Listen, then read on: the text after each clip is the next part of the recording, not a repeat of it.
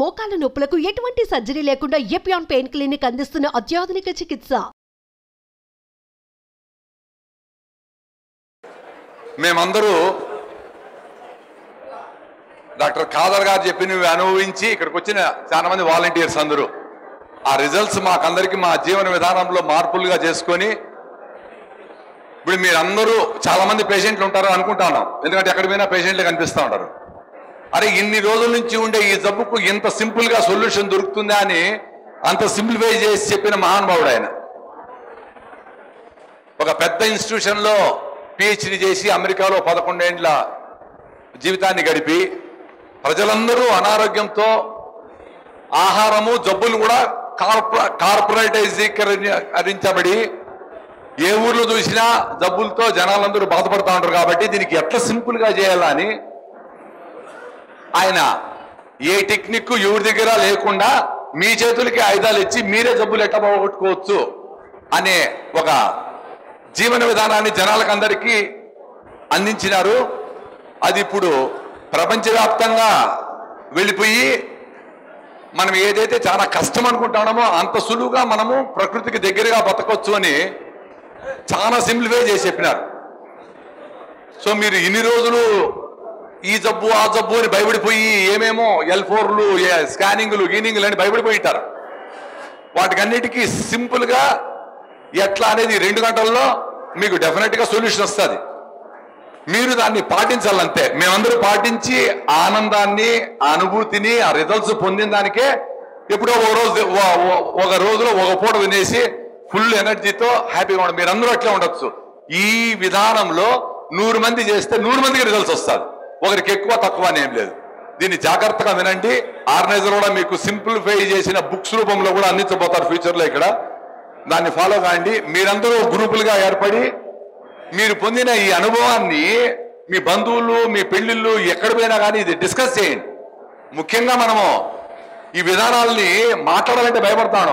ఇన్ని మందులు తిన్నా ఆడిపోయింది ఇప్పుడు మాట్లాడితే ఎట్లా అని మేము అదే పనిగా మాట్లాడతాం. ఎందుకంటే మాకందరికీ ఆ రిజల్ట్స్ వచ్చినాయి. సో మీరందరూ జీవన విధానంలో భాగంగా ఆయన చెప్పే విషయాన్ని అర్థం చేసుకొని ఎక్కడ పోయినా మీరందరూ వాలంటీర్గా ఆయనకి ఇచ్చే గురుదక్షిణ ఏమంటే మీరు ఎక్కడ పోయినా ఇదే మాట్లాడాలా. మిమ్మల్ని అందరూ తిక్కవాలనుకుంటారు ఏమని అనుకోనిలే. మీరు ఆడిపోయినా ఇదే మాట్లాడాలా. పెళ్ళైనా చావైనా బర్త్డే అయినా డెత్ అయినా అరే నాకు బాగా ఎందుకంటే మీకు బాగుంటాను. నేను ఇక్కడికి బాంబే నుంచి పరిగెత్తుకుంటూ వచ్చినారు. ఒక వారం తింటేనే రిజల్ట్స్ ఉంది అని సారథ గడపలని వచ్చినారు. వాళ్ళ ఆర్గనైజేషన్ అందరినీ చెప్పించాలి ఆయనతో వచ్చినారు. చాలా తెలివైన వాళ్ళు ఎవరు తెలుసా, యూట్యూబ్లో ఆయన చూసి ఫాలో అయిపోయి గప్చిప్గా వాళ్ళు బాగా అయిపోయి ఇక్కడ రాలా రమ్మని చెప్పలా మేమేమే. వాళ్ళు చాలా తెలివైన వాళ్ళు. మేము ఇంకా దగ్గర ఉండి ఆయనతో పాటు 2-3 మీటింగ్లు గడిపి చూసి మళ్ళా మారినాం. ఇంకా తెలివైన వాళ్ళు ఎవరు యూట్యూబ్లో స్టార్ట్ చేసి వాళ్ళ పాటికి వాళ్ళు హ్యాపీగా ఉంటారు. చాలా మంది హ్యాపీగా ఉంటారు. ఈ సింపుల్ టెక్నిక్ని అర్థం చేసుకొని ఏమీ డౌట్ లేకుండా పక్కన పెట్టేసి ఇన్ని రోజులు మీ మెడికల్ రిపోర్ట్లు ఆ టెర్మినాలజీ అవన్నీ భయపడేటువంటి పక్కన పెట్టేసి 6 వారాలు ఇది స్టార్ట్ చేయండి. 6 వారాల్లో మీకు అద్భుతమైన రిజల్ట్స్ వస్తుంది. ఎందుకు ఏమనేది పక్కన పెట్టేయండి. ఎక్కువ డౌట్లు వద్దు. ఎక్కువ డౌట్లు ఉన్నాయంటే మీకు ఇంకా లేట్ అవుతుంది మీ ప్రాసెస్. డౌట్లన్నీ పక్కన పెట్టేసి చేయండి. మీరు అందరు రిజల్ట్స్ మీ సొంతం అవుతుంది. Thank you very much. ఇప్పుడు మీరు అందరూ ఎదురు చూస్తున్న కాజరవల్లి సార్ గారిని సవినయంగా మాట్లాడాల్సిందిగా కోరుతున్నాను. ఇప్పుడు ప్రపంచం అంతా అలాగే జరుగుతోంది. ఎందుకంటే మొదటిసారిగా తల్లి పాలను కాదని వేరే పాలను పిల్లల నోట్లోకి వేసేదానికి పెద్ద ఎత్తున ఈ బయోటెక్నాలజీ అనే ఒక భయంకరమైన విజ్ఞానం అని పేరులో ఆవులకి ఆక్సిటోసిన్, ఎస్ట్రోజిన్ ఇలాంటి హార్మోన్లని చుచ్చుమద్దులుగా చుచ్చి ఎక్కువ పాలు ఉత్పాదన చేస్తున్నామని చెప్పి బయోటెక్నాలజీ పేరులో ఒక ఆవు 15 లీటర్లు 20 లీటర్లు ఇచ్చేట్లు చేసుకుని ఆ పాలను పిల్లల నోట్లోకి వేసి పాలు పరిపూర్ణ ఆహారం అని విజ్ఞానపు పుస్తకాల్లో రాసి అందరి తలల్లో పాలు తాగితే మీకు కాల్షియం వస్తుంది, కాల్షియం చాలా మంచిది అని నూరి పోసి ప్రపంచంలో ఉన్న ప్రతి ఒక్క పాప పిల్ల వీళ్ళు తయారు చేసిన పాలని పరిపూర్ణ ఆహారమని నమ్మించి, దానికి తోడి ప్రతి ఒక్క డాక్టరు పాపకు పాలు తాపించండి మంచిదవుతుంది, మీ పాలు లేకున్నా పర్వాలేదు, తల్లిపాలేమి అవసరం లేదు, 2 వారాలకే పాలు పట్టండి, మేము రెడీ చేసి ఇస్తున్నాము అని అమెరికాలో మొదలుపెట్టిన ఈ ప్రస్థానంలో ఇప్పుడు ప్రపంచమంతా నాశనమై తమ దేహంలో ఉన్న హార్మోను అసమతులనతో కొన్ని వేల రకాలైన రోగాల్ని సృష్టించుకున్నాం. దాని పర్యావసానమే పరాకాష్ఠయే ఇప్పుడు మన చిన్న చిన్న పల్లెల్లో ఆడపిల్లల మూతుల మీద మీసాలు వస్తున్నాయి. చిన్న చిన్న ఆడపిల్లల మూతుల మీద మీసాలు వస్తున్నాయి.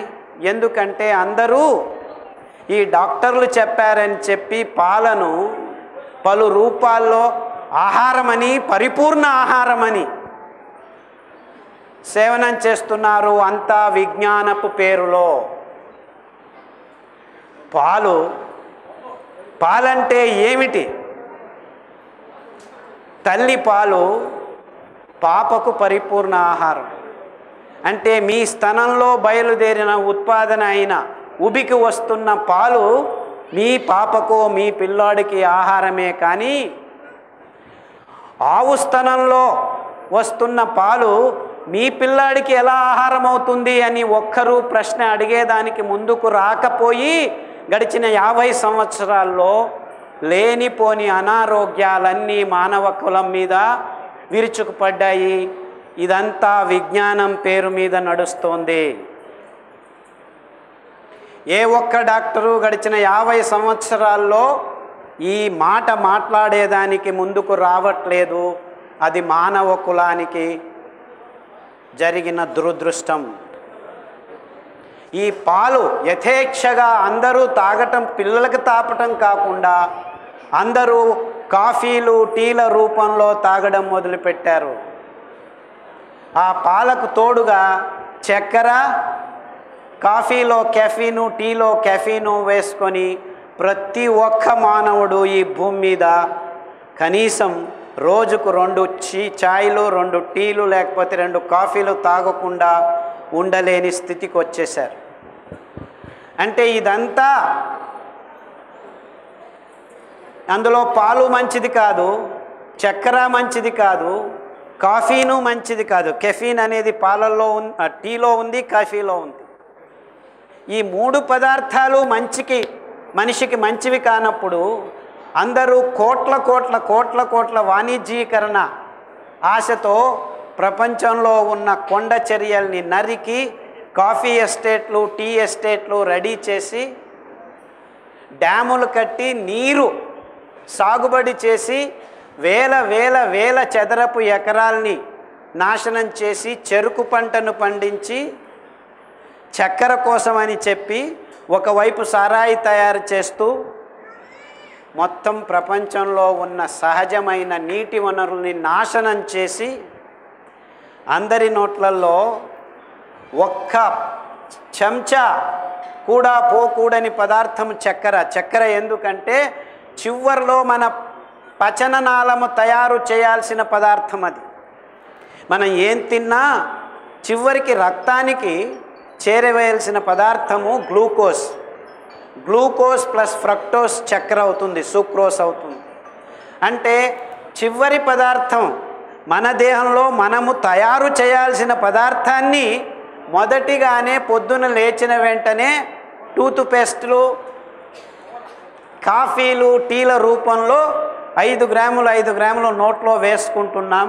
ఇది మన రోగ నిరోధక శక్తికి అతి భయంకరమైన పెట్టు. అంటే మీరు 1 చెంచా నోట్లో చక్కెర వేసుకుంటే మీ రోగ నిరోధక శక్తి 6 నెలలు తగ్గిపోతుంది.